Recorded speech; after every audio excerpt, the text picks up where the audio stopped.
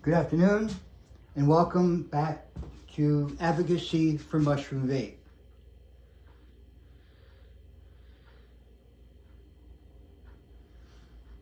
We were talking about Mycopharmaceuticals and Nutraceuticals.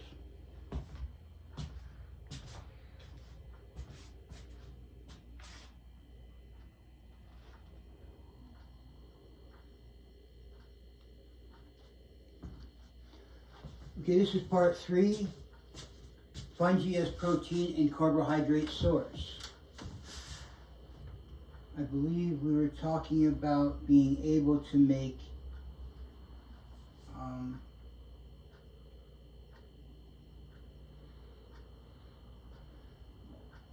well, you've heard of chaga coffee, right?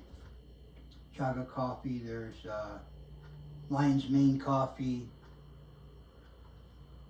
So with it, we would like to take a part of making cakes. Some people go with coffee, like a coffee cake. But now, for example, the first part, generally fungi can be considered as a source of cholesterol-free protein and carbohydrate and a good meat substitute that is produced by way of low carbon footprint process, such as commercially cultivated Fusarium venetum. Okay. Now, hold on for a second.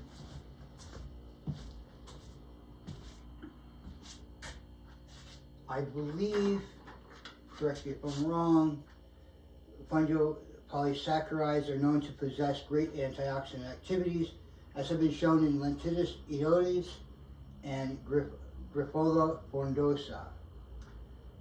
Grifola frondosa, is that the hen of the woods?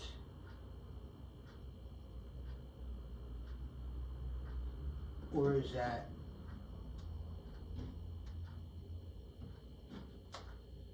here's their shiitake, here's one of your oyster ones. Yeah, here's Pleurotus Cultinarius. It goes on. I mean, so there are nice, shiitake. There are nice mushrooms to eat. There's mushrooms you can grill. You can put barbecue sauce on, etc. And then Mitake and Rishi.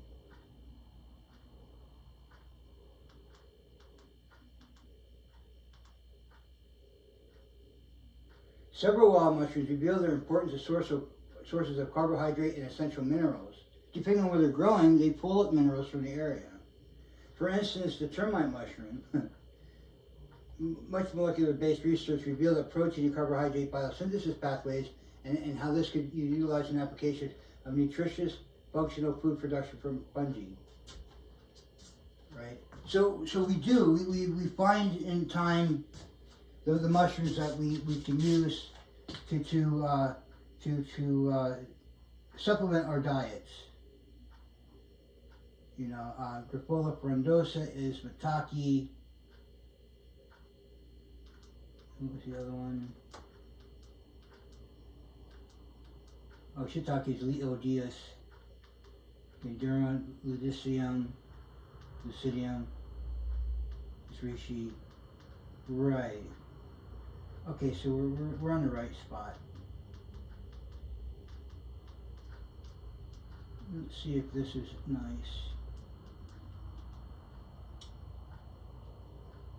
So we're talking about being able to eat these, and what do we get? Crude protein content, and what's the highest, and what's the highest? Protein content, carbohydrate, protein content.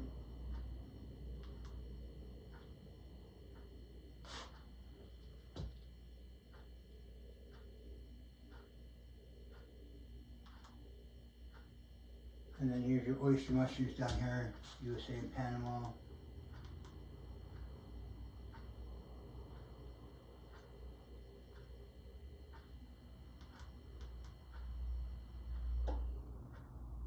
Now, of course, you know, I'm going to list these,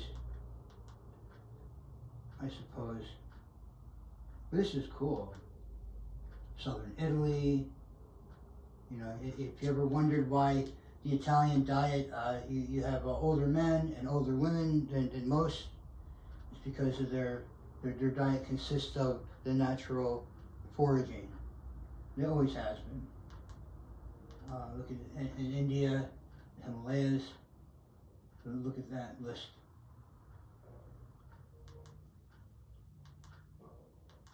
Portuguese diet's the same thing, you know. Very, very, very full food. Croatia, Istria, which is northwest, and Slavonia, which is northeast.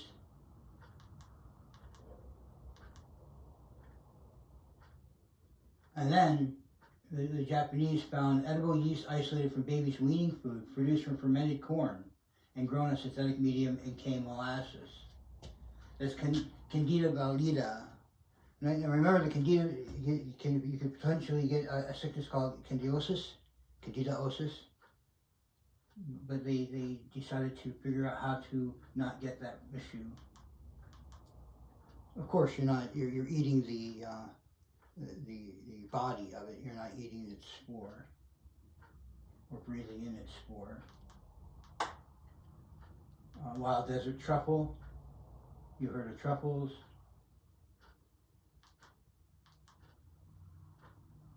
And there's oyster mushroom here in Portugal. They cultivate it on straw. Again, the oyster mushrooms are a very, very well-rounded part of mushroom. From eating it to relying upon it for its medicinal content. You get a full belly and you get nutritional. Cultivated mushrooms there in India.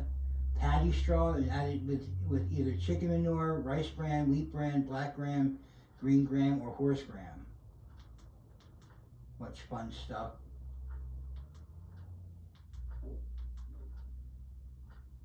And here's the oyster mushroom, Pleurotus. And then China has a whole list. And China goes back to a couple thousand years and in written records on their use of mushrooms. So you know, as a lounge, a smoke lounge, where you have a place, you have a coffee center, and as this coffee center, you have cakes made out of these. Oh, excuse me.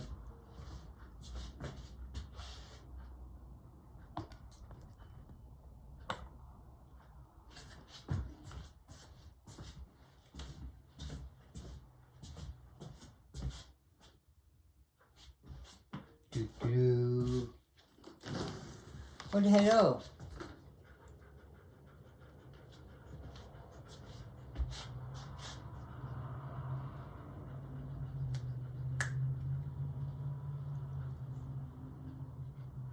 She's like, it's too hot in there.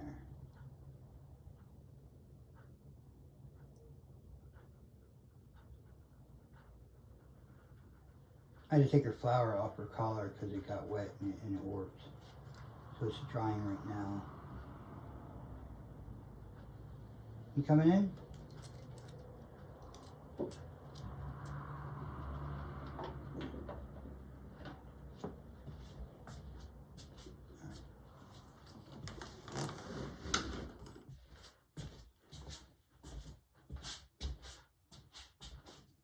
Alright, so I'm sorry guys.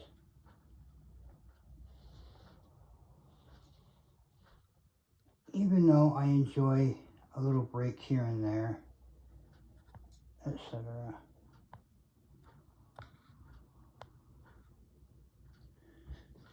And we're going to go to the next section. So I suppose I'll copy this and put it in the description, this particular list. I mean, so what else do we want to do with this? Let's close it. That's a pretty nice, nifty list. I don't even know if there's enough room. That's alright, we'll do it.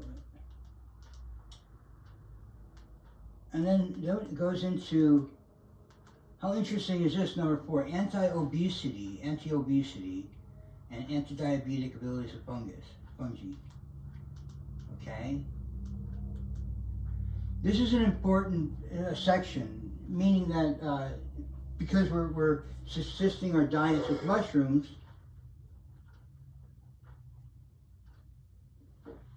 it would be nice to talk about how mushrooms can help us with our sugar. Fungi, especially edible mushrooms, besides its well-documented antioxidant capacities, they have also shown to boost body immunity. The habit of consistent consumption of edible fungi is effective in the treatment of several medical conditions such as obesity, and edible fungi could be good candidates to be applied in future pharmaceutical or nutraceutical applications. Look at these studies. Anti-obesity effects of medicinal and edible mushrooms, and the magazine Molecules, 2018, volume 23, I guess. And then nutraceutical novel formulations, the good, the bad, the unknown, and patents involved. Oh, I'm going to have to look that up. Let's find this. Because this is interesting, because we're going to have to make a nod to whoever come up with these foods. I mean, like, let's say I do the work. I have a mycologist, and we grow our own foodstuffs for the coffee area. And it so happens that we're duplicating somebody else's work. It's good to nod. It's good to say, hey, we're duplicating this person's work. So we'll figure it out.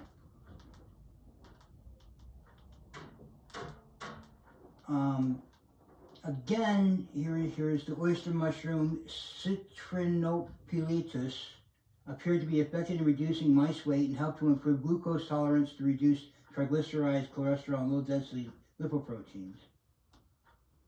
In an earlier study on obese mice, the fungus Cordyceps militaris played an important cofactor role fermenting mulberry leaves, forming the fungal plant complex with the ability to root adipose tissue and decrease LDP, which is low-density lipoprotein.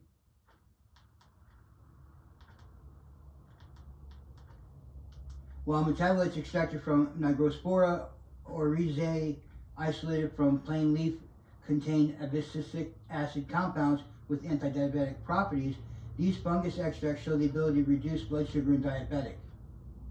See,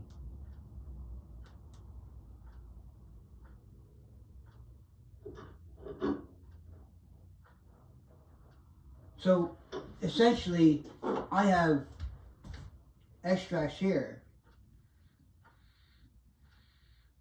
Again, look, tiger milk mushroom showed potential anti-diabetic characteristics in its genomes with anti-glycation activity, medium molecular weight compound with the ability to inhibit lysine and human serum albumin.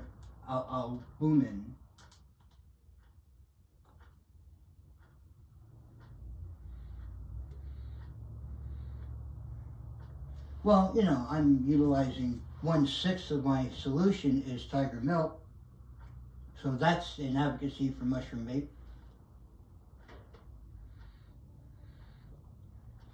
All I'm saying is, you know, if you know somebody who's dealing with their sugar, here's a vaping solution, a potential vaping solution.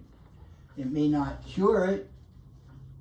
It may not come up with the same level of effect because you're microdosing it, but at least it's something. At least it's a easy way to correlate one's diet.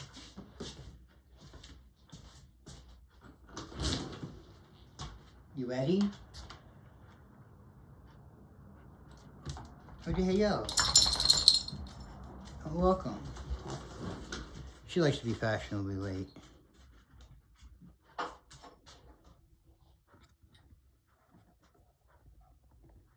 when she was younger, she crawled up onto that wicket, what do they call it, with the little hammers and a ball, and she thought she was being clever and knocked this mask over, and it scared her.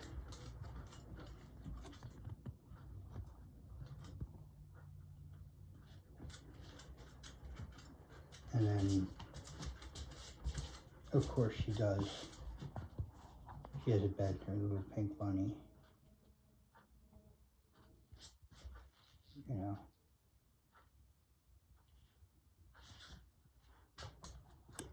All right.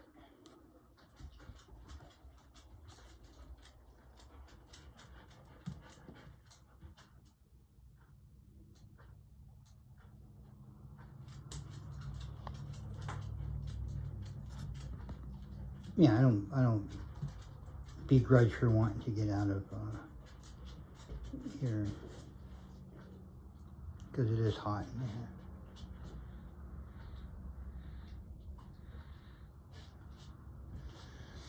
But I'm saying it's definitely a advocacy for mushroom vape.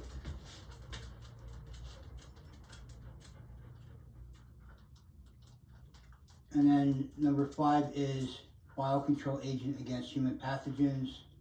Now, I don't know if you watched it, but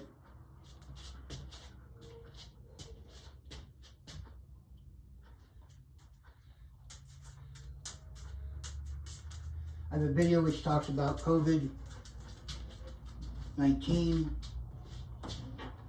and it's more important now than it was yesterday, more important now than it was the day before. The issue being that everybody's going to have some issue with related effects of having had COVID. So it is my hope that by utilizing a mushroom vape,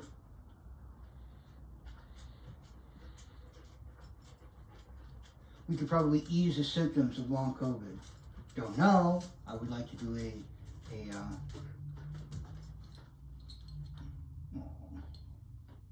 observational study on something of that nature.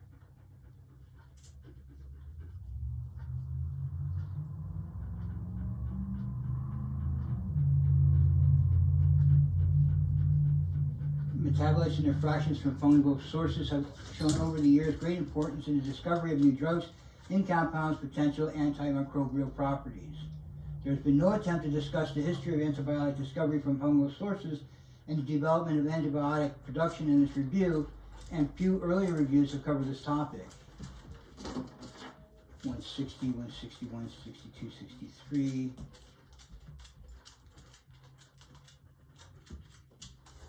"50 Years of Drug Discovery," 2011. "Natural Products in Drug Discovery, Metabolites, the Reservoir Antibacterials, Antibacterial, Antifungal Compounds from Marine Fungi. So we're really on the edge with this. I mean, granted, I'm talking about the advocacy for mushroom vape, but look here, aspergillus, right? Aspergillus has an issue. I think it's like a yeast bacteria or a yeast type fungus, and when it spores, it can get into your lungs and cause an issue. However, by utilizing extracts from it, isolated from the river sediment, where it came from, showed antibacterial activities by producing a toxin called gliotoxin that worked actively against pathogenic bacteria like methicillin-resistant Staphylococcus aureus, MRSA, Enterococcus faecalis, and Escherichia coli, as well as against human pathogenic yeast such as Candida albicans, right? You know, and remember, we noticed that the Japanese are using the Candida strains to create a food source. And of course, everybody knows about penicillium. Penicillin commune and Penicillin canesten.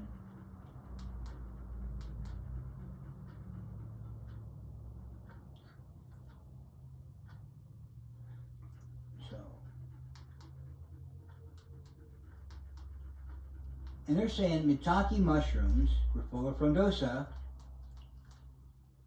revealed antibiotic activity against human pathogenic bacteria. So, I mean, we're utilizing these potentially against the Streptococcus aureus. And then a unique A40KDA unique protein, PEP, that was isolated from edible mushrooms, Pleurotus energy. Remember, Pleurotus happens to be what? The oyster mushrooms.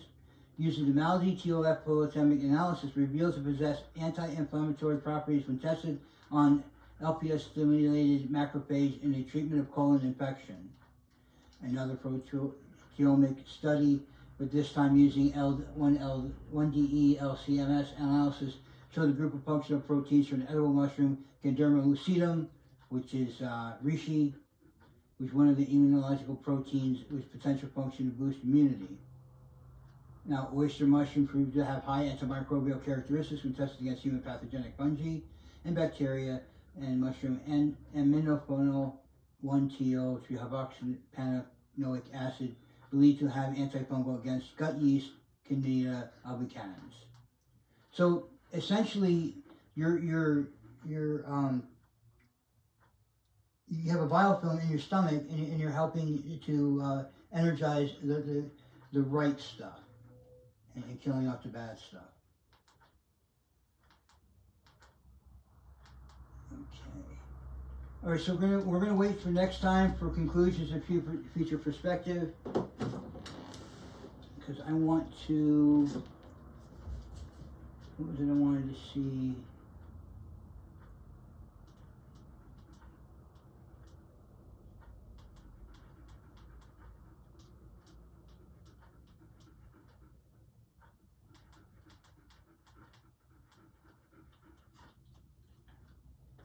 Oh, let's go down to here.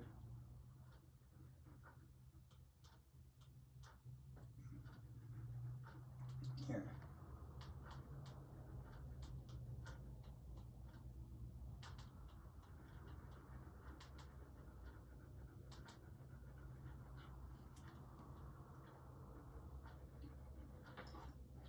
Inhibition of protein glycation, right? All right, so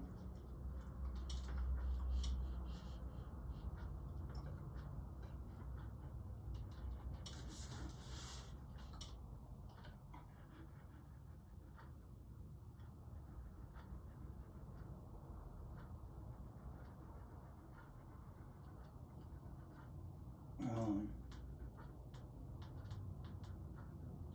52, 53. Protein glycation tiger book. Let me do that.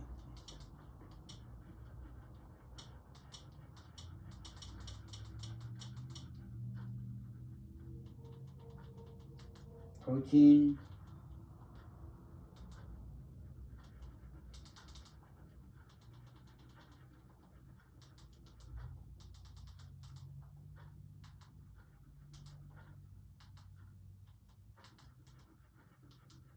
I spelled it right in.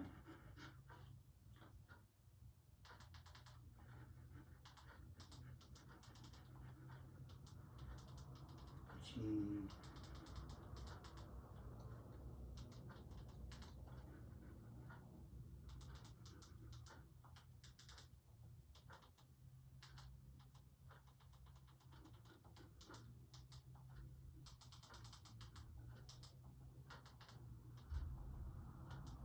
And tiger.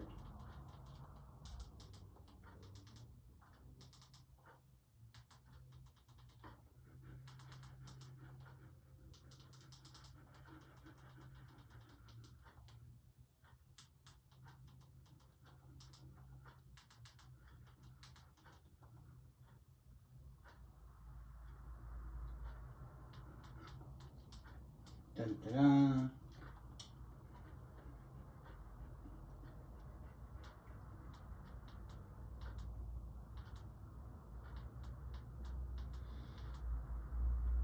Naturally occurring anti-glycation compounds have drawn much interest in recent years as they show potential reducing and preventing the risk of chronic complications for diabetic patients.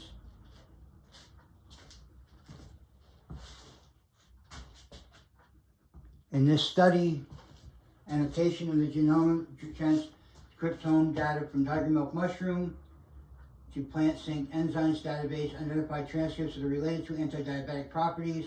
These include genes that are involved in carotenoid and abscisic acid biosynthesis, as well as genes that code for glucose and I and catalase peroxidases and superoxide dismutases.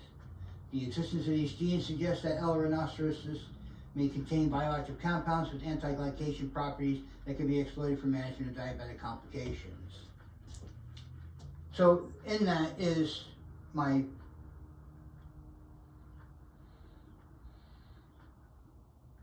advocacy for mushroom vape. All right, so that's just the abstract.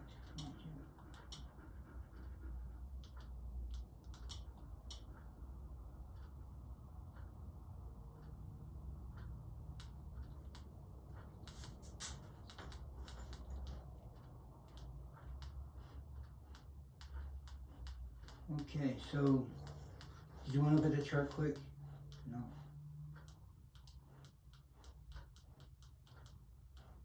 All right, we'll do the respective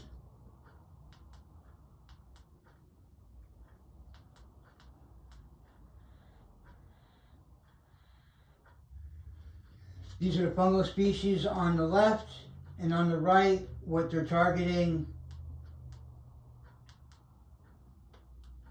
And it has references 173 to 182. Maybe I should go back to the other one.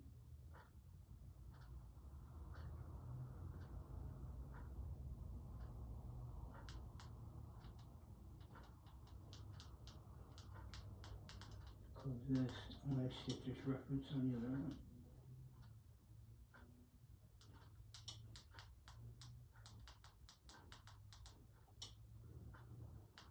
$124 to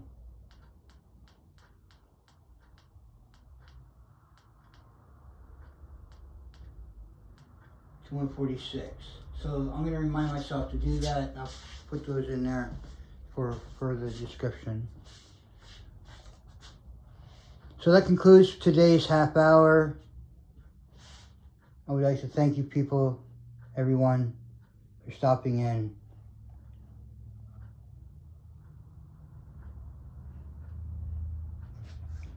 For the advocacy of mushroom vape.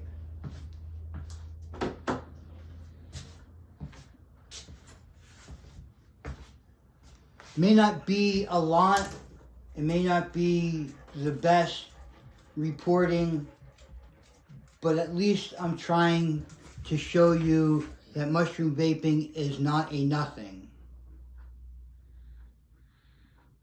Hey, live long and prosper. All right, have a beautiful day, guys. I'll see you later.